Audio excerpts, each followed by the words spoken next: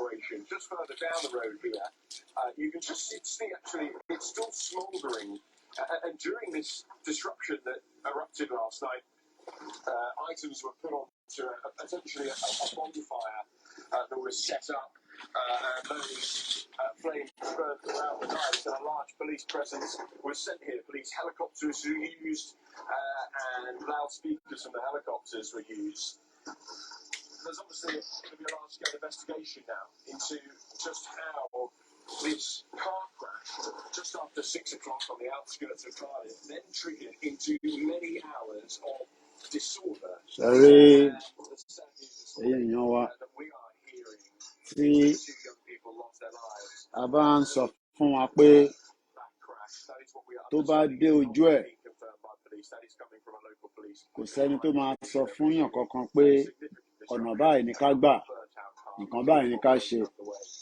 We'll get a further update from police this morning. Torí pé kò tí ì dojú ẹ̀, ẹ má bínú, ẹ jẹ́ n padà sẹ́yìn, ṣe sùúrù.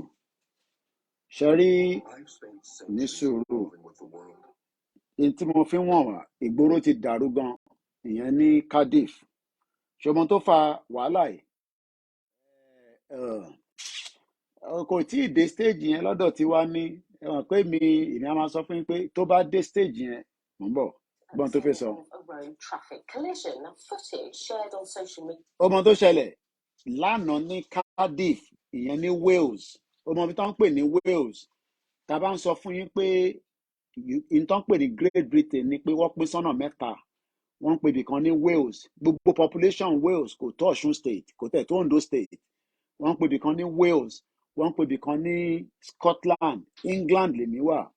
Ìṣẹ̀lẹ̀ kan ṣẹlẹ̀ níbẹ̀ ní àná ní aago 6, wọ́n ní ọlọ́pàá, máa gbọ́ mi dáadáa o, torí pé tá a bá ń sọ̀rọ̀ wá ní Koiki shut up, wọ́n ní ọlọ́pàá, kí ló ọlọ́pàá ṣe? Ọlọ́pàá ń lé mọ́tò kan, eventually mọ́tò yẹn láti ṣe gbọ́, ó lọ ṣe kí ni, ó pa ọ̀dọ́ méjì tó pa yẹn, ó ti dá ìyọpọn yánrin sílẹ̀, àgbọ̀n tọ́jọ́ ń sọ níbí. So rioters throwing missiles and fireworks on a road in Ely, while police attempted to de-escalate what they described as large-scale disorder. In a statement, South Wales police say arrests are being made and a large police presence remains in the area. Well, let's cross. Ṣọmọ tó ṣẹlẹ̀ ni pé àwa máa ń dúró fún àwọn òyìnbó kó wá sọ táwa máa ṣe fún wa. Àwa la máa mọ̀ tá máa ṣe nígbà tásìkò bá tó, but àsìkò tí ì tó, ìyẹn la ṣe ń ṣe ní ti ọmọlúàbí, já padà síbẹ̀. Milena Veselinovic, morning to you, Milena. What more can you tell us about this? Good morning. Well, what we know for certain is that police officers were called to the scene of this serious road traffic collision at about 6 p.m. last night, and this collision seems to have sparked off unrest in the area that turned into a full-blown riot, and we could see social media footage of gangs of youths, really, who many of them wearing masks, throwing what looked like fireworks, flares, missiles at the police. Now, tẹ́lẹ̀ bá ń ṣẹlẹ̀ ní sùúrù, tẹ́lẹ̀ bá ń ṣẹlẹ̀ ní 21st century ní Wales, níbi tí ayé wọn dá, níbi tí wọ́n níná, wọ́n lómi, wọ́n ní gbogbo ẹ̀. But nítorí pé ọlọ́pàá pa èèyàn méjì bí a ti ṣe gbọ́, wo sùúrùtù tó dá sílẹ̀, sórí pé gbogbo news ló gbé, bó ṣe ń lọ nìyẹn. Shields. Now, we also know that a couple of cars were also set ablaze shortly after midnight. The police also said that a member of the public was attacked because the rioters thought that they were part of an undercover policing operation. Now, police on horses were also seen guarding the Ely police station because there was some fear that it might be attacked, and this was a very long running. What to láti protect the police station.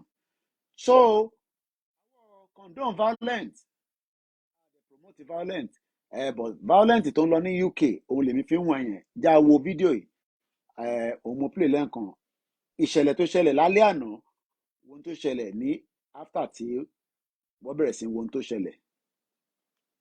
We're at the scene, as you can see, of this disorder that broke out in the Ely area of Cardiff last night. Burnt out cars behind me, and a big clean-up operation underway. But what we can say in the last couple of minutes ní UK lélẹ́yìí is o an update in regards wòran to a UK lélẹ́yìí tí ń ṣẹlẹ̀ o kò ń ṣe Afghanistan o ní Wales lélẹ́yìí tí ń ṣẹlẹ̀ o wàá dúró òkúta tó wà nílẹ̀ wo mọ́tò tó ti bàjẹ́ ẹni tó jẹrẹ sí àbẹni tó ra àǹkárá àbí wàlẹ́ máa ń sọ ẹni tó ra àǹkárá kò ní jẹrẹ sí o ẹni tí kò ní kankan ṣe pẹ̀lú tó wà níta nígbà tí òun náà máa jí láàárọ̀ ẹ̀ torí pé mọ́tò ẹ̀ ti fara gbá torí náà èmi kàn fi ń wọ̀n ẹni kó kọ lè rí ni kò ń ṣe pé mò ń promote violence o but mo kàn fẹ́ kó kọ rí pé àwọn ọmọ kan bínú lánàá níbi pé wọ́n ní ọlọ́pàá ń lé àwọn kan ọlọ́pàá wá pa ọ̀dọ́ méjì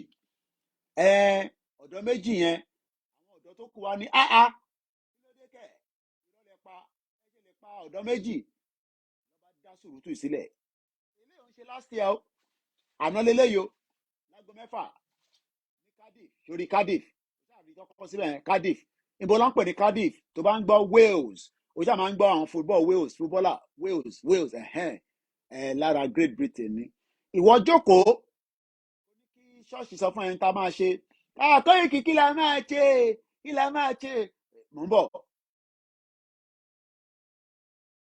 pé gbogbo tó máa mú bí ìjà èmi lèmi máa wá fún yín kẹ́ máa rí so má jẹ́ kó tàn ẹ́ pé nǹkan kan lè ṣẹlẹ̀ kò kí ń ṣẹlẹ̀ lábúròdì ìyá wọn bìyàn kan bí mi pé ṣé mo lè gbọ́ ọlọ́pàá létí ẹ̀wọ̀n fún yàn kan sì ń bí mi Ṣeun Kútì tó bá yẹ pé ọlọ́pàá ti mọ́tò Ṣeun Kútì tó ti já sínú omi a máa sọ pé RIP àbí bẹ́ẹ̀ kọ́ ó kù díẹ̀ ni. crash, really, which we understand at this very early stage was the trigger Sorry, no. to this disorder. Sorry, where? Alun Michael, who is a former London, commissioner, sorry, no. has. Ẹni tó mọ̀ tó ń lọ níta gan bó ṣe máa rí nìyẹn èmi náà ní fámìlì ní Nàìjíríà tó bá ti ṣẹlẹ̀ ìyájọ́ máa fara gbá nì torí pé Nàìjíríà ò lè máa ní wá lára kọ́ wá rò pọ̀ dẹ̀ ní wá ṣòro ẹ̀ tẹ́ wà nílé ẹ máa Koiki ṣé mo lè gbọ́ ọlọ́pàá létí èmi ò lè gbọ́ ọlọ́pàá létí àwọn kan sọ pé àwọn lè gbọ́ ọlọ́pàá létí ṣòro tó ń lọ ní Wales èèyàn 2 ló kú àmọ́ wo sùúrùtù tó ti dá sílẹ̀ nígbà tílẹ̀ máa fi mọ́.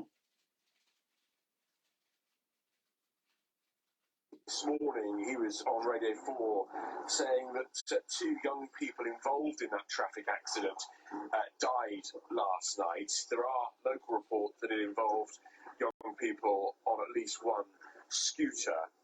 And we're still really trying to piece together exactly what happened in the hours after that. But what South Wales police say is that they were then called after the crash to what they described as a large-scale disorder. Now, you can see here that the council workers are cleaning up.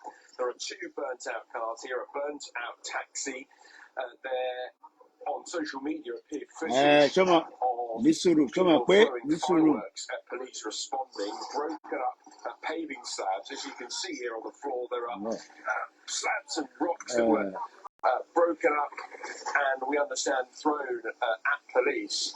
And here in Ely this morning is a large-scale cleaning operation. Just further down the road here, you can just see it. Ṣé mọ̀ pé KOIKIMEDIA wà ní resources láti sáré lọ sí Wales so ìyẹn la ṣe máa ń tàpù àwọn Sky mọ̀ pé àwọn wọ́n ní resources tó dáa àárọ̀ ni wọ́n ti show eléyìí ní almost ó tẹ̀dùn mí pé mo tètè rí news yẹn mo bá ti lò nígbà tí mo ń ṣe program but òun náà lòun náà ti gbọ́ sétí yẹn bó ṣe ń lọ náà ni mo ní pé tún fi wọn ẹ̀yìn tiwa èmi ò sọ pé violence la máa fi gba Yorùbá nation o but ìwọ náà máa wo ohun tó ń lọ ní London pé ṣé èèyàn 2 lọ pa báyìí ní gbogbo ìgboro ti dàrú rẹpẹtẹ báyìí bó ṣe rí náà nìyẹn ṣòro concentration clean bó ṣe ń lọ náà nìyẹn àmì jù bẹ́ẹ̀ lọ ó dàbọ̀ KOIKIMEDIA bringing the world closer to our doorstep.